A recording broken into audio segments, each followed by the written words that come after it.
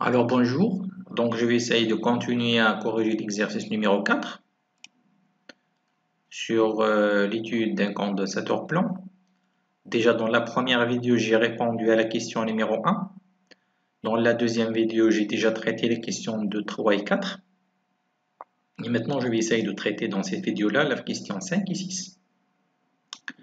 Alors, juste je dois signaler que l'autre fois, on a oublié de faire le calcul d'exprimer le vecteur polarisation P, donc je vais l'exprimer en premier, et puis je passe à trouver les expressions des densités de charge surfacique équivalentes à la polarisation.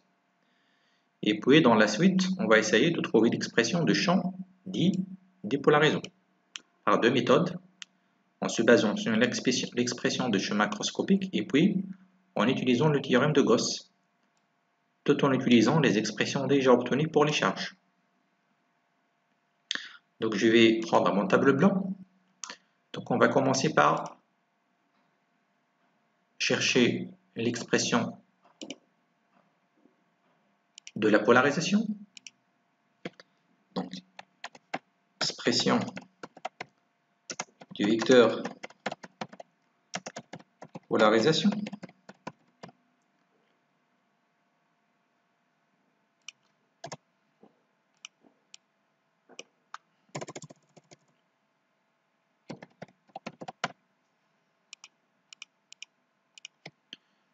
Alors, bien sûr, on va utiliser la relation reliant P au champ électrique.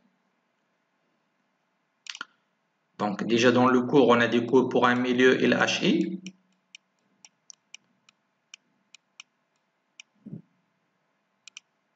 Le vecteur polarisation P. Donc, il est proportionnel au champ électrique avec une constante de proportionnalité égale à epsilon 0, epsilon R, moins 1. Alors ça, sur epsilon R moins 1, c'est xi e, si vous voulez. OK. Fois le vecteur champ électrique. OK. Alors, le champ électrique, c'est déjà exprimé. Donc, dans le milieu diélectrique, c'est-à-dire à l'intérieur, c'est-à-dire pour Z, pour les Z qui sont entre 0 et E, c'est-à-dire à l'intérieur de votre condensateur, on a trouvé que le champ électrique E, il est constant, il est uniforme, égal à sigma L sur epsilon. Donc epsilon 0, epsilon R si vous voulez, EZ, suivant EZ. Donc ce qui donne que P,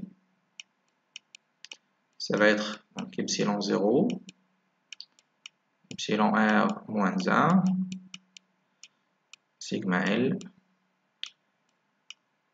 epsilon 0, epsilon R, EZ.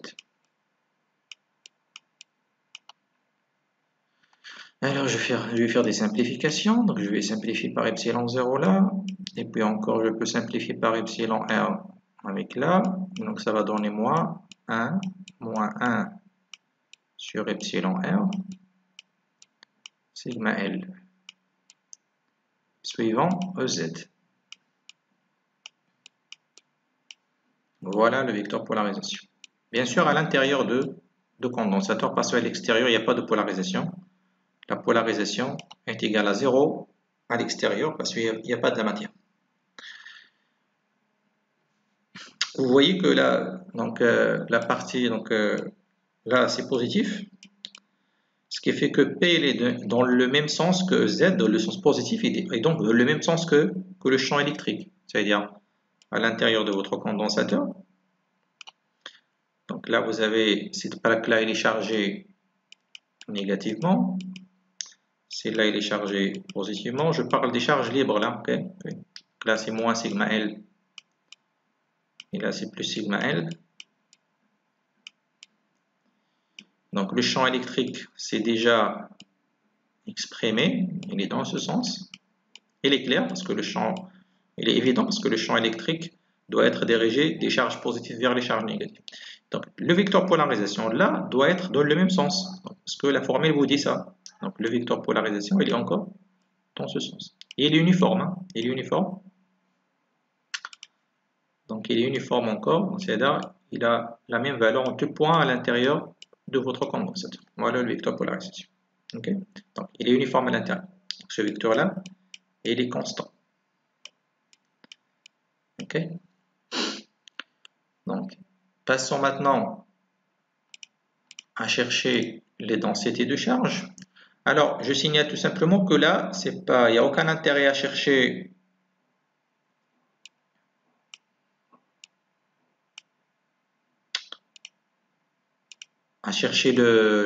la densité volumique parce qu'il est nul, donc vous pouvez le remarquer rapidement. Pour la densité, donc là, juste une remarque, si vous voulez, pour sigma P, pardon, pour ρ P, alors là, ρ P, bien sûr, c'est par définition, c'est moins div P, ok. Donc le P déjà, donc, il ne possède qu'une composante sur Z, donc c'est P de Z EZ avec P de Z constante. Donc ça veut dire que là, c'est moins D de P de Z sur dz est égal à 0 parce que votre PZ est constant. C'est là, il est constant. Okay. C'est une constante. Il n'y a pas de charge en volume. Okay. Donc, passons maintenant à chercher les charges en surface. Donc, puisque là, dans votre exercice, là, vous avez deux surfaces. Donc, vous avez un condensateur plan. Voilà le premier plan. Le deuxième. Donc, je vais avoir normalement des charges en surface qui vont s'accumuler sur les deux surfaces. Donc, je vais appeler la densité de charge sur cette surface-là, je vais l'appeler sigma P1. Et là, je vais l'appeler sigma P2. OK? Donc, je vais le chercher. Je vais chercher leur expression. Bien sûr, en fonction de sigma L. OK? Alors, par définition, donc déjà, sigma P1, qu'est-ce que je peux écrire? Donc, sigma P1, ça veut dire que je suis, pour Z est égal, Z là est égal à E. Et là, vous avez Z est égal à 0. Ok, donc sigma P1, ça va être P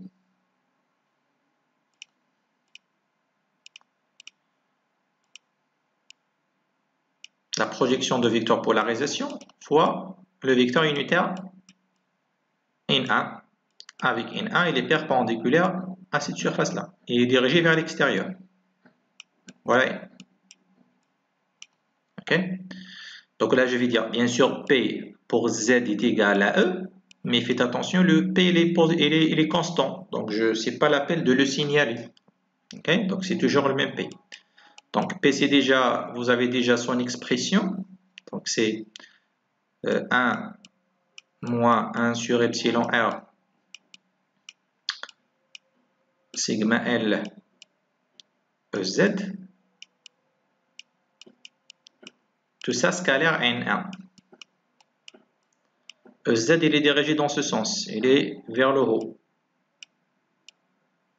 Voilà. Et donc, ce produit scalaire, c'est tout simplement 1. C'est 1. Donc, ça va donner finalement 1 moins 1 sur epsilon R sigma L. Cette charge-là, il est positif. Ok? Parce que cette quantité-là, il est positif. Faites attention. Mais faites attention, il est encore inférieur à sigma L. Donc, il est inférieur à sigma L. Ok? Donc, sigma, si vous voulez, sigma P1, elle est entre 0 et sigma L. Ok? Alors, on va essayer de faire la même chose pour sigma P2, c'est-à-dire sur la deuxième surface.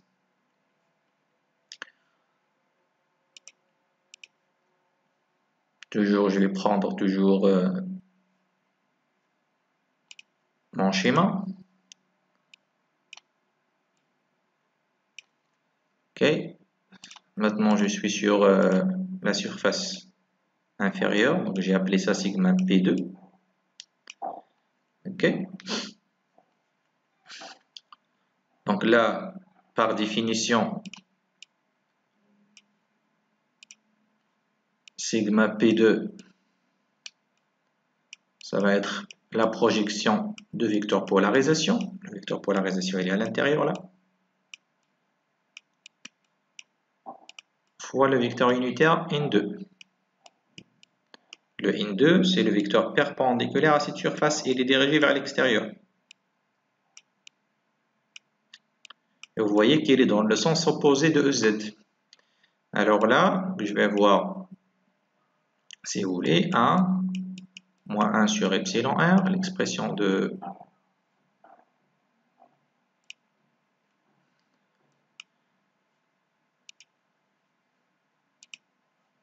voilà, est égal à 1 moins 1 sur epsilon R sigma L EZ N2. Faites attention cette fois-ci, cette quantité-là est égale à moins 1. Ok? Alors, égale donc 1 ok, sigma L et avec un signe moins là au début. Et donc cette quantité-là est négative.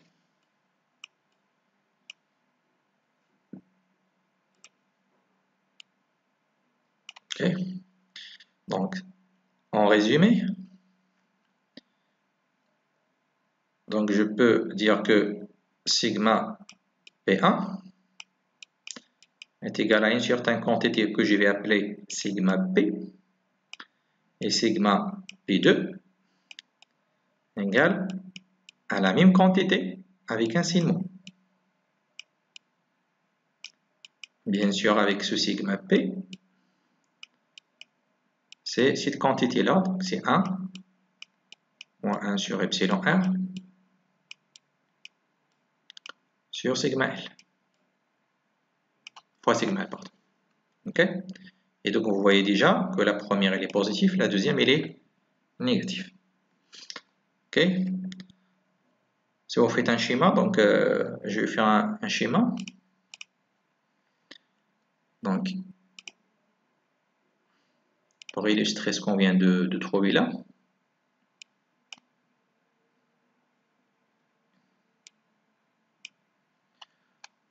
Donc, déjà, donc, vous avez des charges négatives libres là et des charges positives libres sur cette surface. Ok? Là, c'est moins sigma L et là, c'est plus sigma L.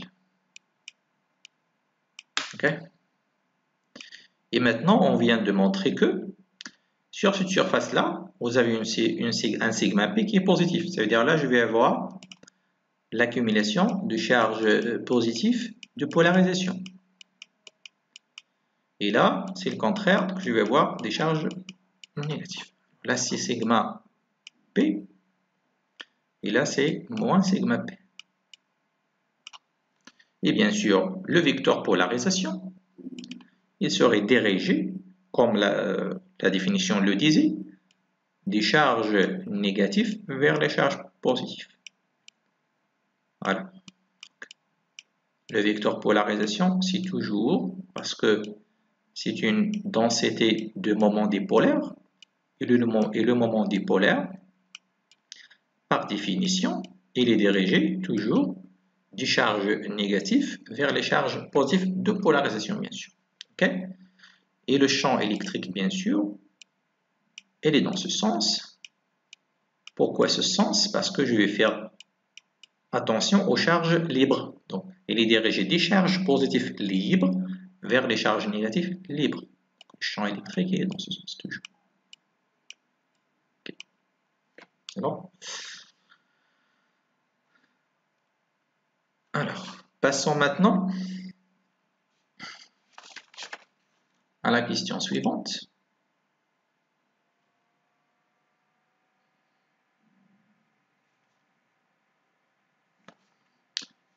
Faites attention que là, toujours, vous pouvez montrer que la somme des charges avant la polarisation est toujours égale à la somme des charges après la polarisation. C'est-à-dire on a toujours la conservation de la charge. Ça, vous pouvez le montrer vous-même. Alors, passons maintenant à la question suivante sur... donc, on va essayer de chercher le champ des polarisants EP. Et en répondant à cette question-là, on va donner plus de signification physique à ce champ des polarisants. Donc, c'est quoi ce champ des polarisants? On a parlé de ça plusieurs fois dans l'exercice 1, dans l'exercice 2. Je vais encore vous donner plus de signification à ce champ. Et surtout que là, on va le traiter par deux méthodes. La première méthode qui est équivalente à la méthode qu'on a utilisée dans l'exercice 1 et la méthode 2 qui est équivalente à la méthode qu'on a utilisée dans l'exercice 2.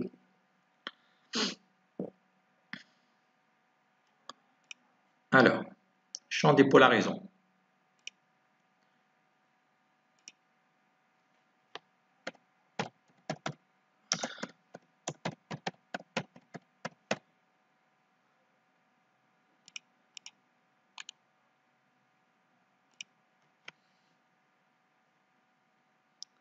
Alors, donc je vais essayer de l'exprimer.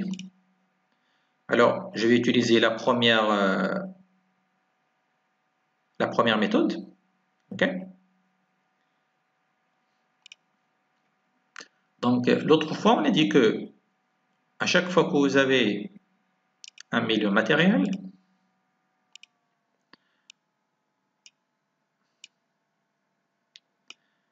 alors le champ à l'intérieur là, qu'on a symbolisé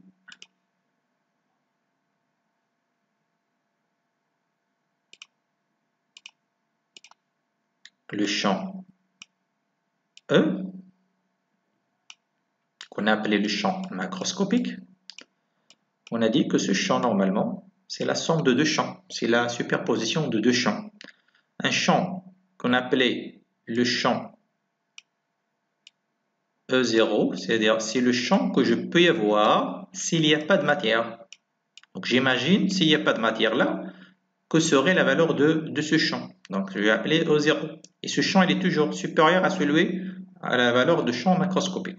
Plus un autre champ qui apparaît dans le sens opposé, qu'on appelle le champ des polarisants, EP. Ok? Et on a dit que ce champ-là, E, est égal à la somme de ces deux champs. E, champ macroscopique, c'est le champ E0, donc la somme vectorielle, bien sûr. Ceci ne signifie pas que le champ E est supérieur à E0, parce que je vais montrer un plus, mais en vecteur, là, c'est une somme vectorielle, EP. Ok?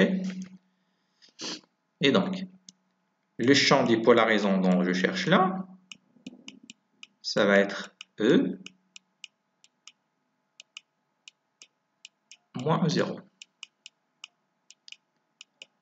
Et il est clair que cette quantité-là va être dans le sens opposé de E0, parce que la quantité E là, il est inférieur à E0. Donc, déjà les expressions, donc E c'est quoi? C'est le champ, c'est la valeur de champ qu'on a trouvé dans la question numéro 4, c'est sigma L sur epsilon, suivant EZ. Et c'est quoi E0? Donc, il va y avoir toujours la même forme d'expression, sigma L, mais dans le cas où il n'y a pas de la matière, ça veut dire lorsque ce epsilon est égal à epsilon 0. ou bien lorsque epsilon R est égal à 1. Ok? Et donc finalement, je vais voir, donc vous pouvez voir là que en effet, cette quantité-là est égale à 1 sur epsilon R E0. C'est-à-dire si vous multipliez E0 par 1 sur epsilon R, vous aurez E. Et il est clair que donc l'intensité de E, il est inférieur à E0 parce que vous divisez par un nombre supérieur à 1 là. Okay? Donc ça veut dire que la présence de la matière à l'intérieur de condensateur va diminuer l'intensité de champ électrique. Et pourquoi ça? Parce que on va avoir l'apparition d'un champ dans le sens opposé. Et donc finalement, là, je vais voir si vous laissez E0 facteur, donc là c'est 1 sur epsilon R moins 1. Ou bien, donc en prenant l'expression de E0, donc sigma L sur epsilon 0, facteur de 1 sur epsilon R moins 1, suivant Z. Et vous voyez bien que cette quantité-là, elle est négative. Ok? Ça veut dire que ça, en effet, je peux l'écrire mieux pour faire apparaître le signe moins. C'est moins sigma L sur epsilon 0, facteur de 1, moins 1 sur epsilon R. Je vais faire apparaître un signe EZ. Ça veut dire qu'il est dans le sens opposé de EZ. EZ, il est dans ce sens. Ok? Donc, il est clair que votre champ dépolarisant, il est dans le sens inverse de EZ. Ok? Donc, ça, c'est le champ dépolarisant EP.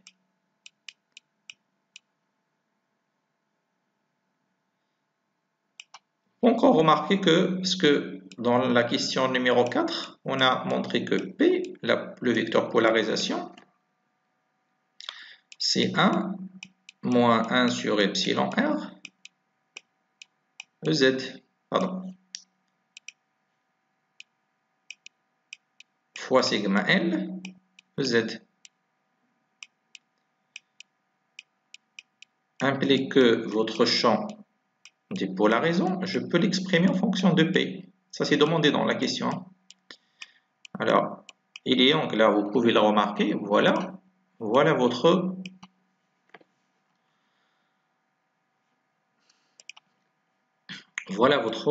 vecteur polarisation, si vous voulez. Ok. Pardon.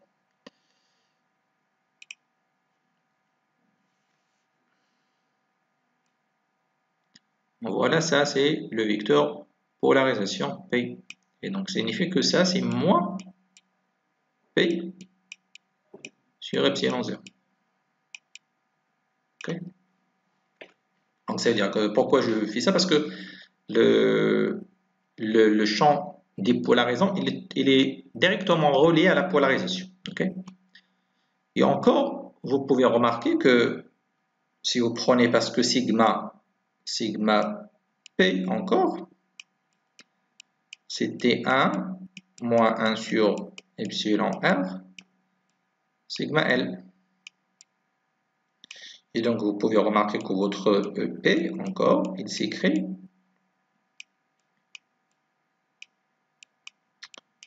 donc là, qu'est-ce que je vais avoir? Moins sigma P sur epsilon 0 EZ. Et ça, c'est très intéressant, cette formule-là, parce que si vous faites attention, c'est de la même forme que E. Alors, je vais faire un diapo. Alors, si vous essayez de faire une petite comparaison, une petite comparaison, donc là, donc le E, c'était sigma L sur epsilon, EZ. et EP, c'est bien, je vais prendre, c'est mieux, je vais prendre E0. E0. Ok? EP, c'est sigma P sur epsilon 0 EZ avec un signe moins. Attention. Alors, qu'est-ce que vous pouvez voir? Que le champ E0, il est créé par les charges libres, alors que le champ de polarisation, c'est le champ normalement qui apparaît, donc il apparaît comme un champ qui a été créé par les charges de polarisation, sauf que dans le sens opposé de champ créé par les charges libres. Okay? Donc là, c'est comme vous avez du vide là, et vous avez là des charges de ce côté-là qui sont négatifs, et là des charges positives. Là encore, vous avez du vide. Okay? Vous pouvez l'imaginer comme ça. Et vous avez là des charges. Sauf que de ce côté-là, vous avez des charges positives. De ce côté-là, vous avez des charges négatives. Alors, ces charges-là vont créer un champ EP qui est dirigé toujours dans le sens des charges négatives. Et là, vous avez un champ créé encore vers les charges négatives. Ok?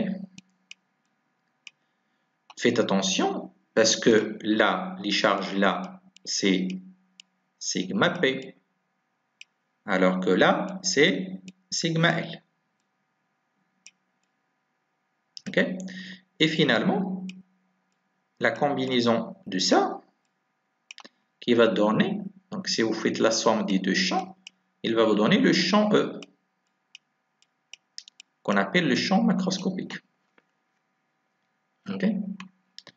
Donc ça va vous donner encore une idée sur le champ dépolarisant. Ok? Alors, voilà donc la première méthode. Alors, la deuxième méthode, en effet, je vais utiliser cette remarque-là. Donc là, j'observe très bien comment le champ il apparaît comme étant c'est le champ créé par les charges de polarisation à l'intérieur de condensateur. Donc, l'idée, c'est que pourquoi on n'utilise pas le théorème de Gauss pour chercher l'intensité de EP en tenant compte que des charges de polarisation. C'est-à-dire, je vais considérer que dans cet espace-là, il n'y a que les charges de polarisation. Et à ce moment-là, je peux trouver l'intensité de EP. C'est-à-dire, je ne vais pas prendre les charges libres, parce que si vous prenez les charges libres à la fois avec les charges de polarisation, vous tombez sur le champ macroscopique qu'on a déjà trouvé. Mais là, je vais imaginer que c'est juste les charges de polarisation qui existent, et à ce moment-là, je me tombe sur l'expression de EP. Donc, on va voir ça. Donc, ça va être la deuxième méthode. Alors, voilà donc, si vous voulez, donc je vais essayer de deuxième méthode pour EP. Alors, je vais imaginer, et en effet, si vous avez fait attention, c'est la méthode que j'ai utilisée dans l'exercice 2. Peut-être que vous n'avez pas bien compris, mais j'ai utilisé le même principe, sauf que dans l'exercice 2, je n'ai pas utilisé le théorème de Gauss, mais j'ai utilisé le calcul direct. Mais si vous revenez sur la correction de cet exercice, vous trouverez que quand j'ai cherché EP, je n'ai pris en considération que les charges de polarisation et j'ai travaillé dans un milieu caractérisé par epsilon 0. Okay? Donc, essayez de revenir sur la correction et vous voyez ça. Alors, donc, la deuxième méthode, comme je viens de signaler, donc il est reposé sur le fait que je vais considérer que j'ai des distributions de charges surfaciques. Les charges, donc là j'ai une distribution sigma P et là j'ai moins sigma P.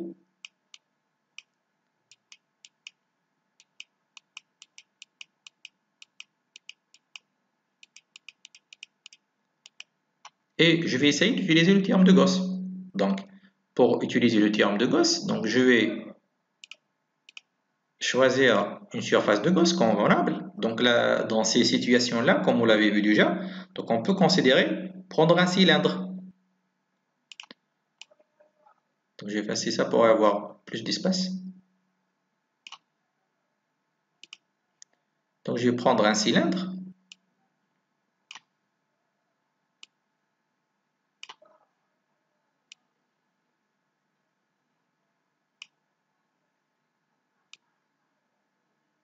Pardon, parce que si je prends un cylindre de cette manière-là, je vais trouver rien. Donc je vais prendre un cylindre juste là. Ok.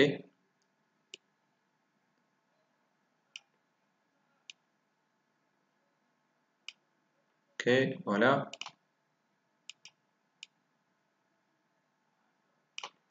Ok. Et donc, bien sûr, je ne vais pas refaire le calcul à l'extérieur parce qu'à l'extérieur, le champ de polarisation il est nul parce que tout à fait logique. Donc à l'extérieur là, EP est égal à 0 à l'extérieur, donc est égal à 0 sur cette surface. Donc là, vous avez un 0. Okay? Donc là, c'est 0 pour cette surface-là.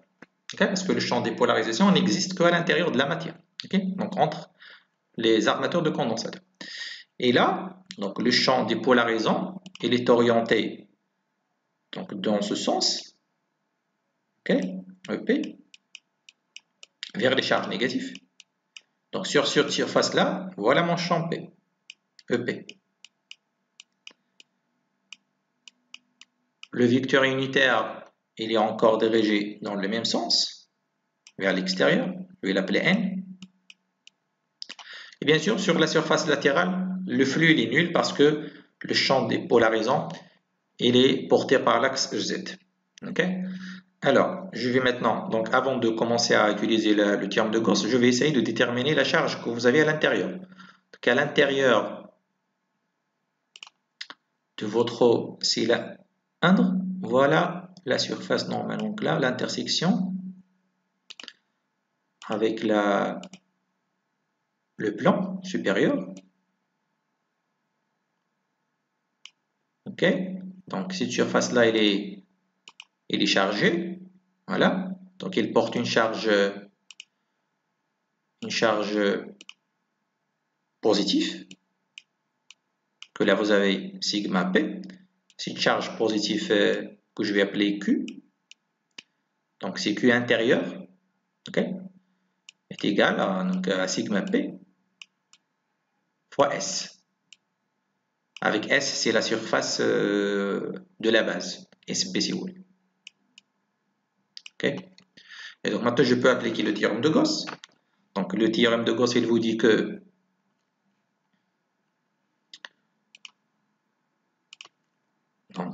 l'intégrale fermée sur la surface fermée de Gauss, sigma, que le sigma c'est le cylindre entièrement, hein, que le cylindre de champ, quel champ je cherche? Le champ de polarisation, EP ds, donc égal à quoi? Égal à la somme des charges. Donc puisque je cherche EP, c'est-à-dire les charges de polarisation à l'intérieur. Okay? Je vais prendre juste les charges de polarisation et non pas les charges libres parce que je cherche tout simplement la contribution de champ dépolarisant. Bien sûr sur epsilon 0. Et donc de ce côté-là, qu'est-ce que vous avez? Donc N, ds et EP sont dans le même sens. Donc je vais avoir tout simplement là.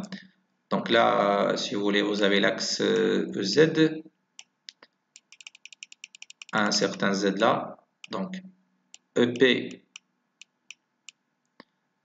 de Z fois SB, c'est la surface de la base, donc c'est de base, égale. Donc de ce côté-là, on a dit que à l'intérieur, vous avez sigma P SB sur epsilon 0. Donc, on peut simplifier les surfaces. Et vous avez EP, le module de Z, est égal à sigma P sur epsilon 0. Faites attention, ça c'est le module, c'est pas la valeur. Donc, mais déjà, à partir de cette figure-là, EP est égal à EP de Z suivant EZ. Si vous vous rappelez bien, les invariants, c'est la symétrie. Avec un, oui, pardon, avec un signe moins. Là, il y a un signe moins. OK? Et donc, finalement, est égal à moins sigma P sur epsilon 0. EZ. Et ça, c'est le même résultat qu'on a obtenu précédemment. Voilà. Là, j'ai déjà, voilà, EP, on l'a trouvé. Donc, par la première méthode, c'est exactement la même chose. Okay.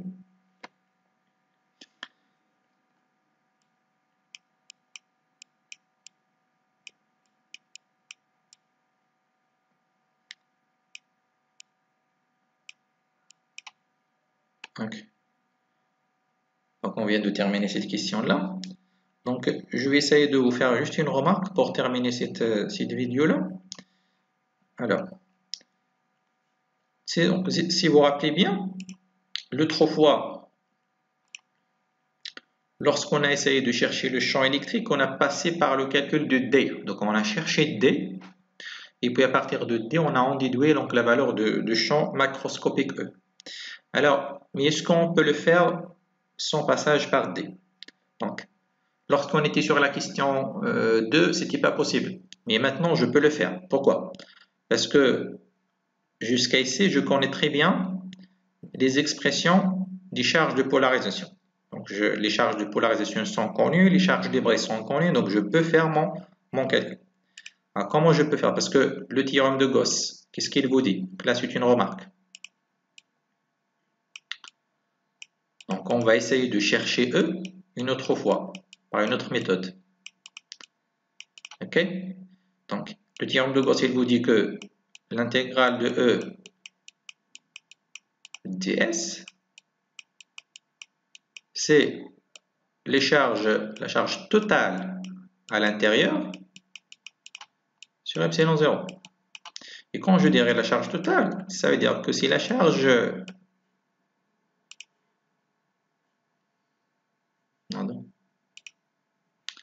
Donc, la charge totale à l'intérieur sur epsilon 0, ça veut dire que c'est la charge de polarisation à l'intérieur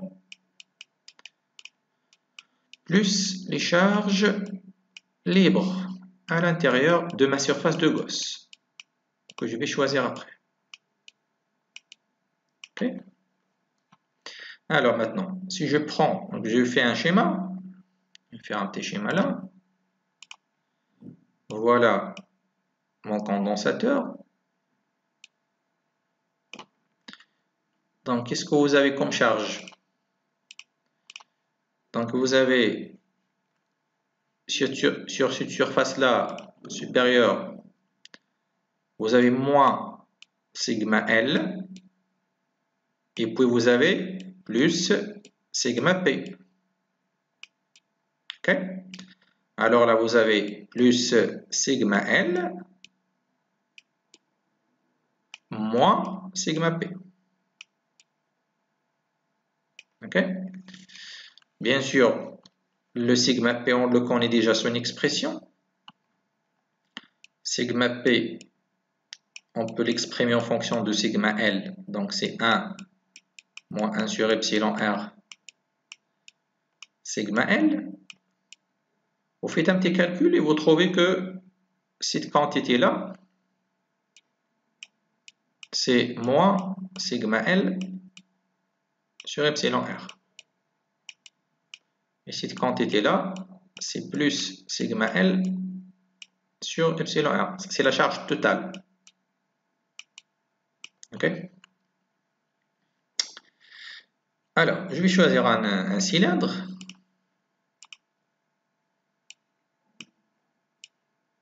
Pardon. Donc, un cylindre, je vais le choisir si vous voulez là.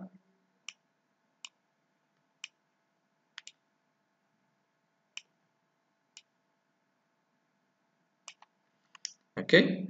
Donc, c'est là que je vais avoir des charges.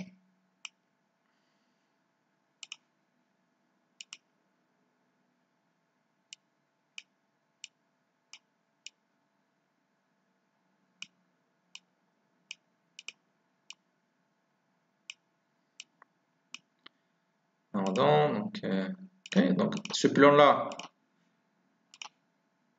il est chargé. Donc, la charge que vous avez à l'intérieur. Donc là, qu'est-ce que vous avez comme charge?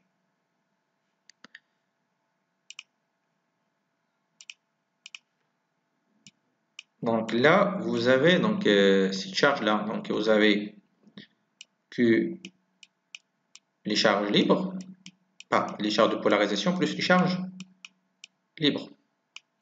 Donc vous avez en effet donc sigma, là c'est moins sigma P S plus sigma L S.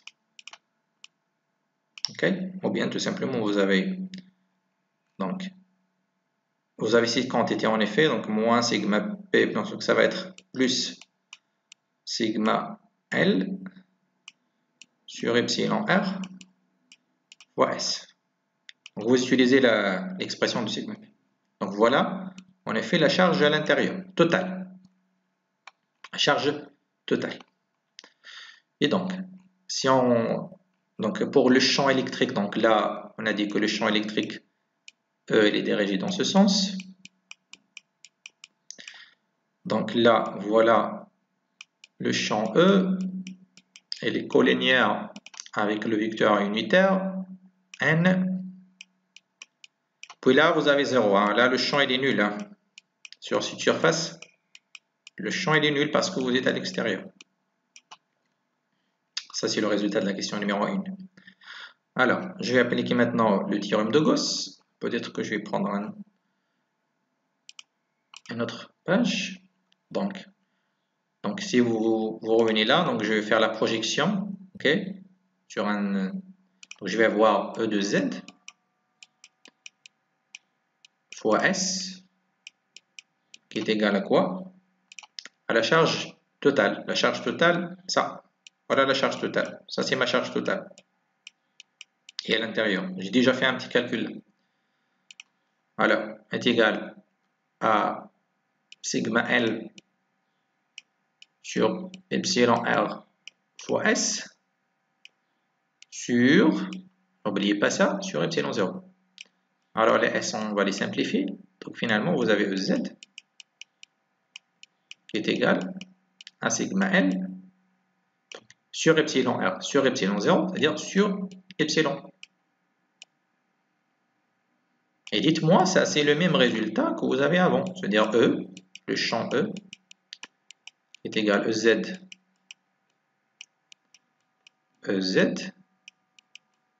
est égal à sigma L sur epsilon EZ. Ok? Donc ça c'est le résultat qu'on a obtenu déjà dans la question numéro 4, je pense. Ok? Sauf que là, j'ai pas passé par le calcul de vecteur déplacement D, mais j'ai fait le calcul directement. Et pourquoi j'ai réussi à le faire? Parce que maintenant, après le calcul de la densité des charges de polarisation, il était possible d'exprimer la charge totale. Donc une fois que vous exprimez la charge totale, donc ça va être simple à utiliser le théorème de Gauss. Okay. Alors là, juste donc, je vais essayer de signaler ça sur un dernier diapo pour terminer avec cette question-là. Donc, voilà donc en résumé.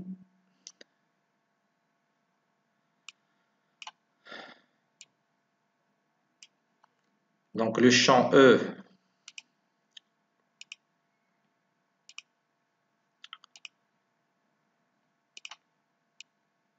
macroscopique. Donc voilà. Puis vous avez le champ de polarisation, dépolarisant EP. Et bien sûr, le vecteur polarisation, il est dirigé vers le haut. Donc là, vous avez des charges, on a dit, moins sigma L. Puis là, vous avez plus sigma L. Et puis vous avez les charges de polarisation, là négatif et là positif. Alors là, vous avez moins sigma L, pardon, moins sigma P. Et là, vous avez plus sigma P.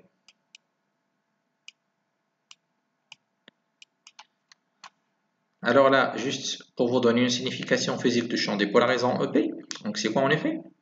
En effet, c'est quoi? C'est comme la résistance, donc le champ dépolarisant, il apparaît comme la résistance du milieu matériel. Donc lorsque vous essayez donc, de polariser votre milieu en utilisant un champ E0, okay? Le champ E0, donc ce milieu, qu'est-ce qu'il va faire? Donc il va créer des charges, donc par le biais de la polarisation, il va créer des charges positives et des charges négatives d'une manière à ce que on voit l'apparition d'un champ électrique dépolarisant qui va s'opposer au champ électrique E. Bien sûr, dans un diélectrique, ce champ dépolarisant il est faible. Il est vraiment faible devant E parce que si vous faites une comparaison, le EP, donc votre champ dépolarisant EP, dans la formule, on a trouvé quoi? C'est moins sigma P sur epsilon 0, suivant en Z. Mais faites attention, sigma L, c'est quoi? Sigma P. C'est T1, c'est une fraction de sigma L. De sigma L. Alors, imaginez que epsilon R, par exemple, dans le typhlan, si vous avez de typhlan, epsilon R c'est 2,2. Ok? De faites un petit calcul, je vais faire un petit calcul avec ma calculatrice. Donc, qu'est-ce que je vais avoir comme pourcentage? Donc, en pourcentage, donc je vais avoir 1 moins l'inverse de 2,2.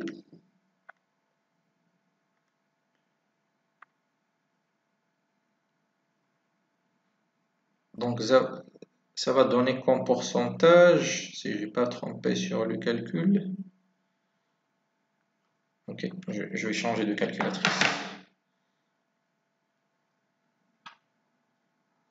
Ok, donc comme calcul, qu'est-ce qu'on va obtenir? Donc là, donc 1 moins, on a dit, donc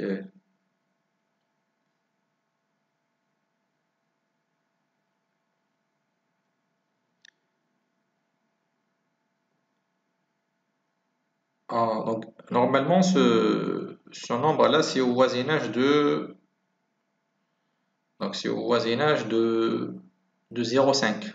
Donc là, c'est quelque chose qui est de 0,5, 4. Donc oui, 4. Sigma P. Ok?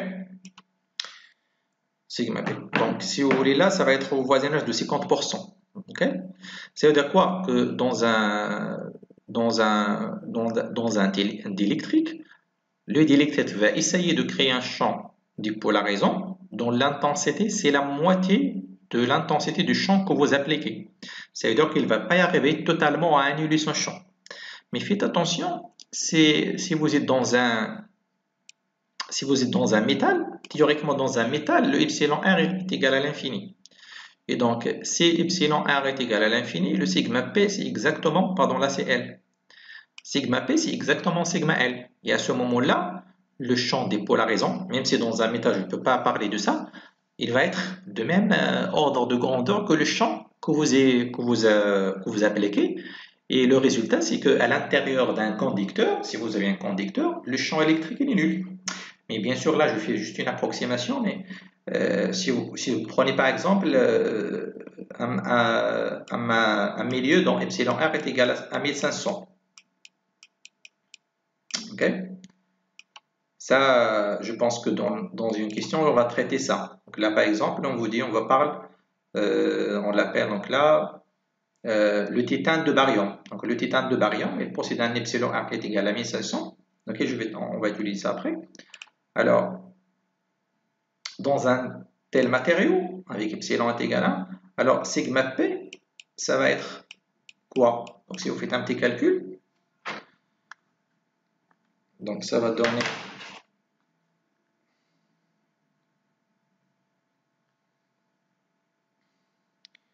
Je vais essayer de faire mon calcul avec ma calculatrice. Donc 1 moins, donc l'inverse de 1500.